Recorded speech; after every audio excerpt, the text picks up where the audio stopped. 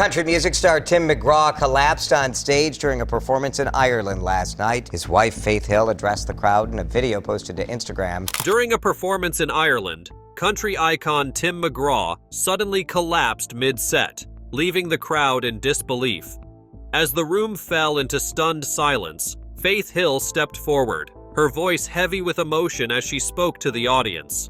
Now, with Tim facing a possible farewell and Faith battling a devastating health crisis, their fans are left clinging to hope as the couple navigates an unimaginable crossroads. Join us as we explore how at 57, Tim McGraw finally confirms what we all suspected. The McGraw family. I instantly thought, I can do something with my life. But if he can do that, and he's my father, then there's something in me that I can do that. He gave me a gift. He gave me an inspiration to think that I can make something out of my life, and I became instantly better at everything that I did. I gained confidence. Born and raised in Delhi, Louisiana, Tim McGraw entered the world as Samuel Timothy McGraw. His father, Tug McGraw, was a celebrated pitcher for the Mets and Phillies. His mother, Betty DiAgostino, a waitress from Florida, was just a teenager when she became pregnant. At the time, Tug was a rising baseball star and lived in the same apartment complex as Betty. When Betty's family discovered her pregnancy, she was sent to live with relatives in Louisiana. Tim grew up believing his stepfather, Horace Smith, was his biological dad. He even carried the name Tim Smith through much of his childhood. But everything changed when, at 11 years old, he stumbled upon his birth certificate while doing research for a school assignment. Hidden in his mother's wardrobe was the truth. His real father was Tug McGraw. Betty eventually arranged for Tim to meet Tug, but Tug refused to accept him for 7 long years. It wasn't until Tim turned 18 that the two began to build a relationship. From that point on, their bond deepened, and they remained close until Tug's passing in 2004.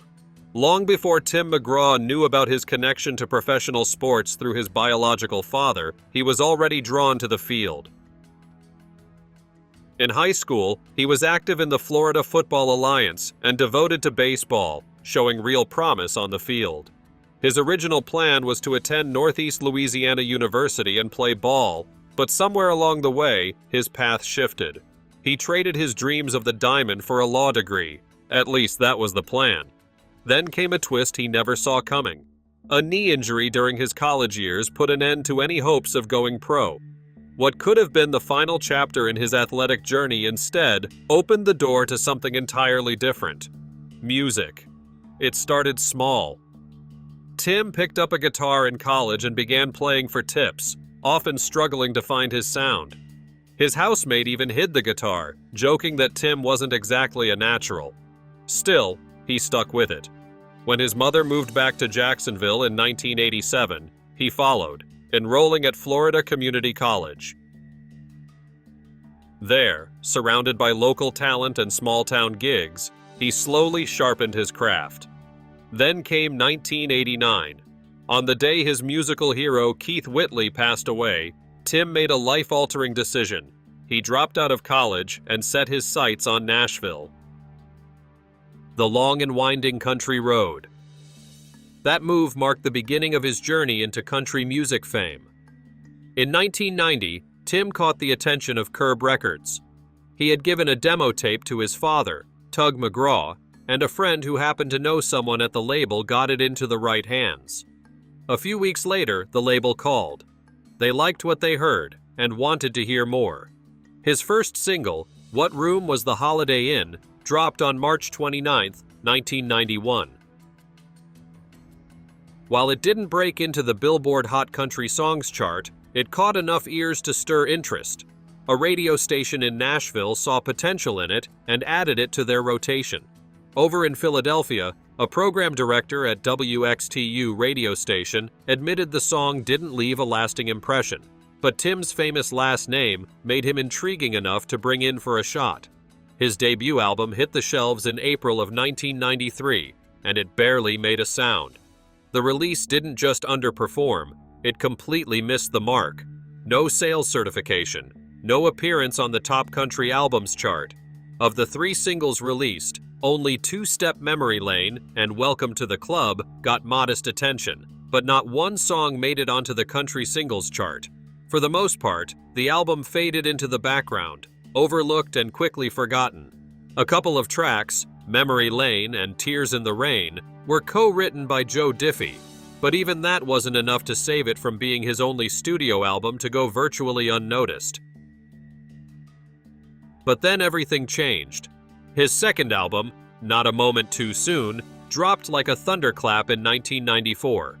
Suddenly, the same guy who had been all but ignored was topping the country charts. This didn't come without controversy. The album's lead single, Indian Outlaw, drew heavy criticism for its stereotypical portrayal of Native American culture. Some radio stations even refused to play it. Still, instead of fading, the backlash fueled interest. The song soared into the top 10, reaching number 8 on the US country charts and climbing to number 15 on the Billboard Hot 100. And that was just the beginning. His next release, Don't Take the Girl, struck a chord with audiences. The emotional ballad rocketed to number 1 on the US country charts and peaked at number 17 on the Billboard Hot 100. It revealed another side of him, one that could deliver power and tenderness in equal measure. The follow-up, Down on the Farm, reached number 2, and by early 1995, the album's title track became his second number 1 hit. Refried Dreams followed, peaking at number 5.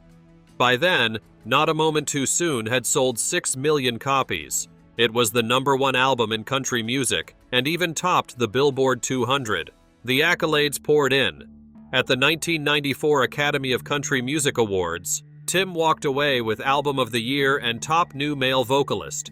Billboard named it Best Country Album of the Year. Just like that, Tim McGraw had gone from near anonymity to full-blown country music stardom. A Meeting with Faith. Wow. And Tim is here a lot, and he talks about you all the time. So I want to hear your perspective. He says it's very hard. Good stuff, though. No, it's good stuff, Yeah. but you say it's very difficult because it's a house full of women, and Do you honestly feel sorry for him? Did I say difficult? While Tim McGraw was climbing out of obscurity, Faith Hill was quietly building a name of her own. Hailing from Ridgeland, Mississippi, just outside of Jackson, she was born Audrey Faith Perry. Adopted as an infant by Edna and Ted Perry, she was raised in the small town of Starkville, nestled about 20 miles from the state capital. The Perrys raised Faith alongside their 2 biological children in a household grounded in strong Christian values. That spiritual upbringing played a key role in shaping her early love for music. Faith's first time in front of a crowd came at the tender age of 3, singing at the Starkville Baptist Church. By the time she was 7, she was already performing at community gatherings, including local picnics. But one moment changed everything.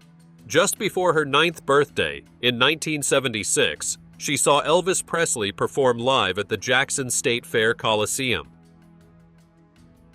That night lit a fire inside her. She didn't just want to sing, she wanted to fill stadiums. Still in her teens, Faith joined a gospel group called the Steele Family, performing in churches around the area. By 17, she had formed her own band and was playing at rodeos and small-town celebrations, chasing that dream one show at a time. Determined to make singing more than just a hobby, Faith dropped out of Hines Junior College not long after graduating high school. At 19, she packed her things and moved to Nashville, but chasing stardom came with a price. The early days were rough. She auditioned to be a backup singer for Reba McEntire, and didn't get the part. Tragically, the woman who got the gig, along with 6 other members of Reba's band, died in a 1991 plane crash. The entire industry felt the weight of that loss. To make ends meet, Faith worked whatever jobs she could find. She later admitted she hated her time working at McDonald's. She sold t-shirts and took a job as a secretary at a music publishing firm. But fate has a way of showing up when you least expect it. One day, a coworker overheard her singing. Impressed, her supervisor suggested she try recording demo tracks. That led her to Nashville's iconic Bluebird Cafe, where she sang backup for songwriter Gary Burr, an opportunity that would open the right doors. The Bluebird was known for spotlighting new talent, and one night in 1988, Warner Brothers executive Martha Sharp happened to be in the audience. Enchanted by Faith's voice, she began the process of signing her to a record deal. It was the break Faith Hill had been waiting for. Her rise to fame brought more than just chart-topping hits. It also marked a turning point in her personal life. Shortly after her career started gaining serious momentum, she and her then-husband, music executive Daniel Hill, quietly ended their marriage. For Faith, who had spent years being underestimated and overlooked, it was a defining moment. That chapter closed, and in its place, a new one began, fueled by grit, purpose, and an unwavering drive to carve out her place in country music. From her small-town upbringing in Mississippi to chasing dreams in Nashville, Faith's journey was anything but easy, but her persistence was about to pay off. Her debut studio album, Take Me As I Am, dropped in 1993, and it didn't take long for the world to notice. By early 1994, Faith had a hit on her hands. Her single Wild One didn't just climb the charts, it soared straight to #1 on the Billboard country list and stayed there for 4 consecutive weeks. That run made her the first female country artist in 30 years to hold that kind of streak. And she wasn't done yet. Her cover of Piece of My Heart also shot to the top of the country charts that same year, cementing her status as more than just a breakout act. With over 3 million copies sold, Take Me As I Am was the beginning of something huge. Songs like the title track didn't just showcase her vocal power, they made it clear she belonged center stage. And then came the tour that changed everything. Joining hands with Tim. I mean, everybody's great. You know, we got a 25-year-old, a 23-year-old, and a 20-year-old, all girls. I heard this now. You guys are empty nesters now, you and Faith. You know, the best thing about it is, you know, Faith said the other night, we had the fireplace going, we had the doors open, we were having a glass of wine, and it was like, Faith said, you know, it's like we're the kids and the parents are gone. In 1996, while riding the wave of her early success, Faith joined Tim McGraw's Spontaneous Combustion Tour as the opening act. Sparks flew almost instantly. Both had recently ended previous relationships, and what started as a friendship turned quickly into something deeper. As the tour rolled on, so did their connection. By October of that same year, the two had tied the knot, uniting not only as a couple, but eventually as one of country music's most beloved power duos. Tim McGraw never gets tired of telling the story of how he proposed to Faith. It's one of his all-time favorites. On their 19th wedding anniversary, he shared the memory with fans, taking them back to June 26, 1996. It was backstage at a country festival. They had been touring for a while, and as Tim remembers it, the moment started off lighthearted. It was raining outside, they were sitting in a trailer, and he made a joke about getting married. Then he realized that he wasn't joking. He grabbed her hand, got down on one knee, and asked her to marry him. Faith burst out laughing, and Tim had to leave for his set, still not knowing what her answer would be. But when he returned, it was waiting for him, written in Sharpie and lipstick on the mirror. "Yes, I'm going to be your wife," surrounded by lipstick kisses. And just like that, one of country music's most iconic love stories officially began. Their wedding was a total surprise. To everyone else, it looked like they were just throwing a small get-together. Only close friends and family were invited. On the surface, it was a softball game and a concert in Rayville, Louisiana, McGraw's hometown. But when the guests arrived, the real reason became clear. Beneath a big oak tree, Tim and Faith stood with their officiant, ready to say their vows.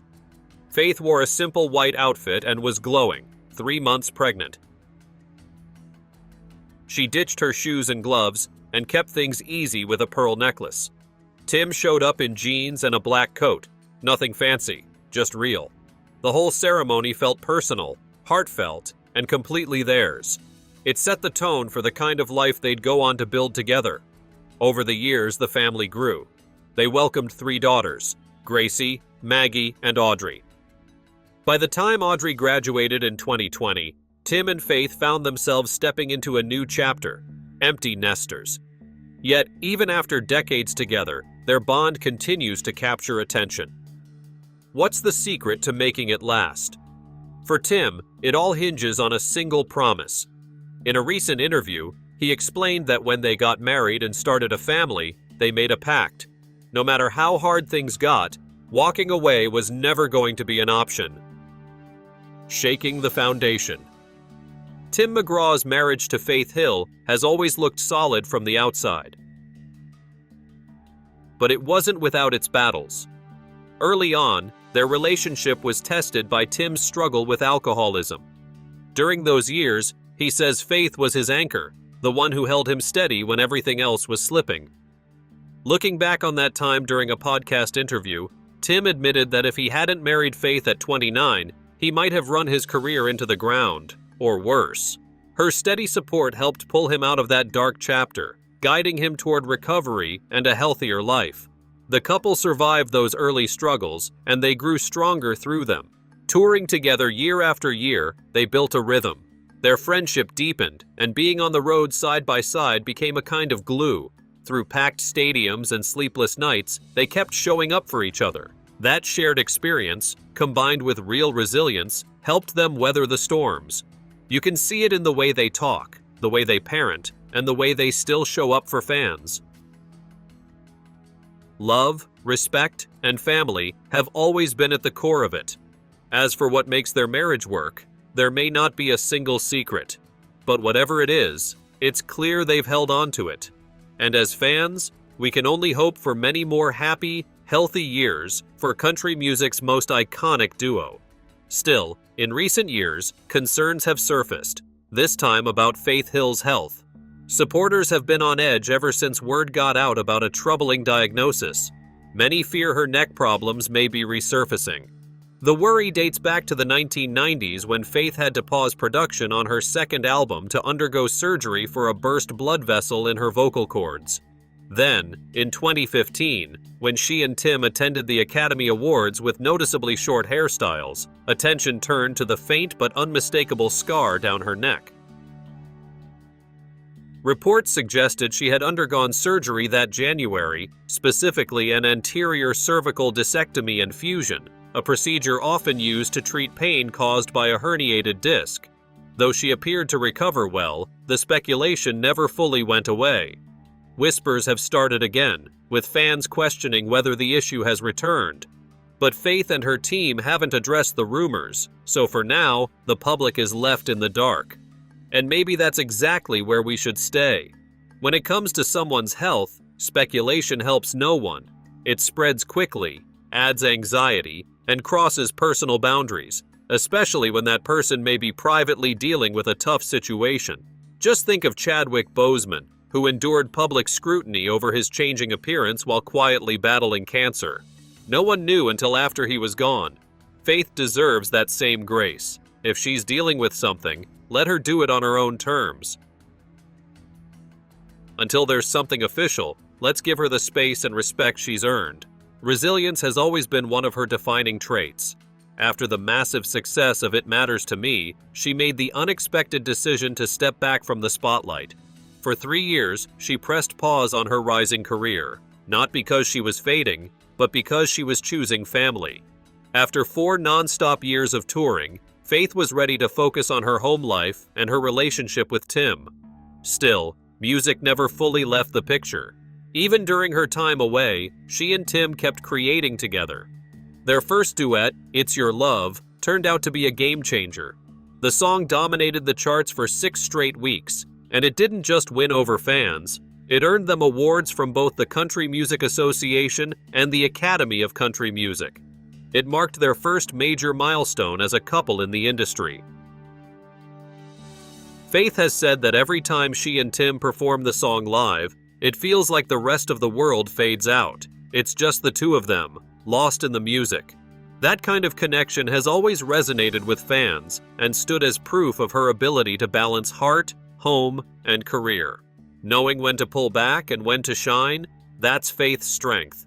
By 1998, she was ready for a comeback, and it was nothing short of triumphant.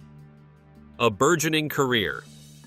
Her third album, Faith, picked up where she left off and pushed her career even further. While staying true to her country roots, she leaned into a more polished pop sound. The results spoke for themselves. This Kiss became a massive hit, topping the country charts and climbing to number 7 on the mainstream charts. The album went on to sell over 6 million copies. Another duet with Tim, Just to Hear You Say That You Love Me, landed just as strong. Other standout tracks like Let Me Let Go and The Secret of Life kept the momentum going. Then came Breathe in November 1999, an album that elevated her into full superstar status. In its debut week, it outsold albums by some of the biggest names in the business, including Mariah Carey. It topped both the Billboard Country chart and the All Genres chart, with a refined, ballad-heavy tone that showcased a more mature, self-assured version of Faith. The title track Breathe hit number 2 on the Billboard Hot 100, and The Way You Love Me followed close behind at number 6. Globally, the album moved over 10 million copies and brought home 3 Grammy Awards, including Best Country Album and Best Female Country Vocal Performance. With Breathe, she didn't just evolve, she redefined her image, radiating confidence in every performance and video. The year 2000 was one of Faith's busiest yet. She took to some of the biggest stages in the world, performing at the Grammys, the Academy Awards, and even singing the national anthem at the Super Bowl. She toured with McGraw, lit up the screen on shows like VH1's Behind the Music, VH1 Divas 2000, and Lifetime's Intimate Portrait, and graced the covers of major magazines. She was even named on the People's Best Dressed list and landed an endorsement deal with CoverGirl, standing out as the only vocalist among a crowd of A-list names. That same year, she and Tim launched their first soul-to-soul tour, taking their music and their love story on the road. Audiences across the country got to witness their connection up close. Around that time, Faith also contributed Where Are You Christmas to the soundtrack for Dr. Seuss's How the Grinch Stole Christmas. The song, written by Mariah Carey, Will Jennings, and James Horner, became a hit across both country and pop audiences. But with all the success came scrutiny. As Faith continued to evolve her sound and embrace pop elements, some longtime fans began to question whether she was drifting too far from her country roots. Her crossover appeal sparked conversation, but if anything, it proved how wide her reach had become. She wasn't just a country artist anymore. She was becoming a global star. Her shift toward pop didn't mean she was turning her back on country, and she made sure people knew it. That same year, she took home the CMA Female Vocalist of the Year award, silencing critics and reaffirming her deep roots in the genre. During her acceptance speech, she spoke openly about her unwavering love for country music. Not long after, she recorded There You'll Be for the Pearl Harbor soundtrack in 2001.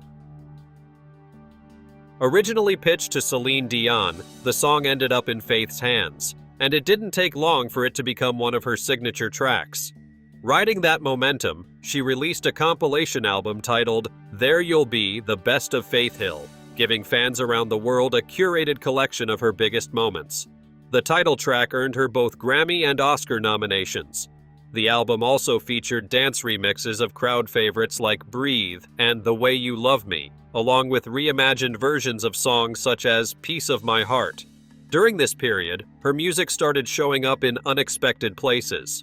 Her song Baby You Belong was featured as the theme for Disney's Lilo and Stitch, with a music video that blended scenes from the film with clips of Faith performing.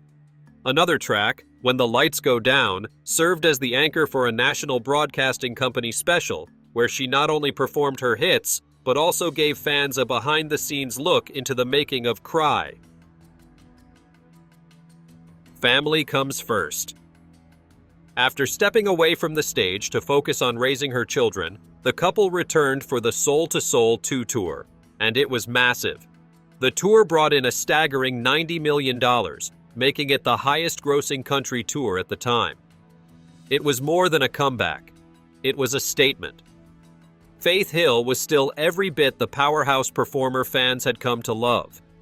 Even with heavyweight competition from global icons like Madonna and the Rolling Stones, it was Faith Hill and Tim McGraw's Soul to Soul 2 tour that walked away with Billboard's Tour of the Year. That same year, she teamed up with Tim on his album Let It Go, lending her voice to two standout duets, I Need You and Shotgun Rider. Both tracks became fan favorites during their tour and earned them 2 Grammy nominations, one for Best Country Song and another for Best Country Collaboration with Vocals. Their momentum didn't stop there. That year, Faith took over as the voice of National Broadcasting Company's Sunday Night Football, replacing Pink and bringing her unmistakable vocal fire to the game's opening theme. She held that spot until 2013, becoming a staple of football season across America. Later in 2008, she dropped her first Christmas album, Joy to the World, further broadening her reach. The album was a success, and her single, A Baby Changes Everything, shot to the top of Billboard's Adult Contemporary chart.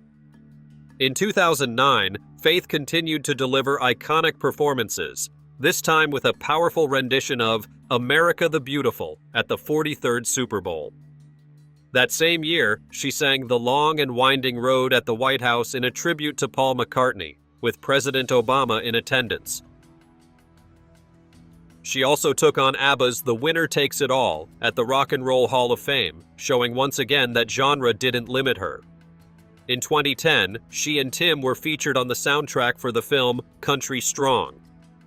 Faith contributed Give In to Me, a haunting ballad that stood out on the album. That same year, her voice appeared on All I Ever Wanted, a song by Ryan Tedder for the romantic comedy Life as We Know It. The track played during the movie's trailers and end credits, adding yet another film credit to her growing list. Around that time, she also honored Loretta Lynn by recording Love is the Foundation for a tribute album.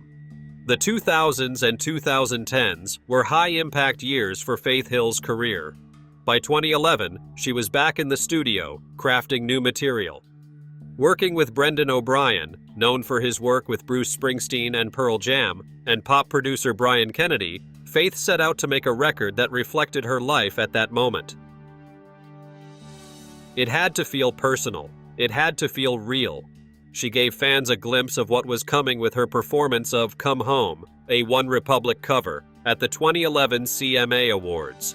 The crowd was excited, but then things went quiet. Although she released a patriotic anthem, American Heart, along with a music video, the full album never followed. The buzz was there, but the project never materialized. That didn't stop her from staying busy. In 2012, Faith and Tim packed their bags for Australia as part of the ongoing Soul to Soul 2 tour. From December of that year through April 2014, they took up residency at the Venetian in Las Vegas, delivering powerhouse performances night after night. It was a massive success, and fans couldn't get enough. A year later, she joined 29 other country stars for Forever Country, a special track celebrating the 50th anniversary of the CMA Awards. Her vocals were woven into a medley that featured classics like Take Me Home, Country Roads, and I Will Always Love You, reinforcing her place in country music history. Then in 2016, Tim and Faith announced Soul to Soul, the World Tour 2017. What started in New Orleans quickly expanded into a global run, including a stop at the 2018 C2C Country to Country Festival in Europe. She had nothing left to prove, but she kept delivering anyway. The signing of Hill and McGraw to Sony Music Nashville in February 2017 was a major milestone. Novel collaborative and solo endeavors were made possible by this agreement. The first song from their 2017 collaborative album, The Rest of Our Life, Speak to a Girl, was released not long after. A tribute to Tim and Faith was held at the Country Music Hall of Fame and Museum with the title Mississippi Woman, Louisiana Man. The exhibit highlighted the impact and lasting legacy of the two icons in country music. Thanks for watching, and we'll see you in the next one.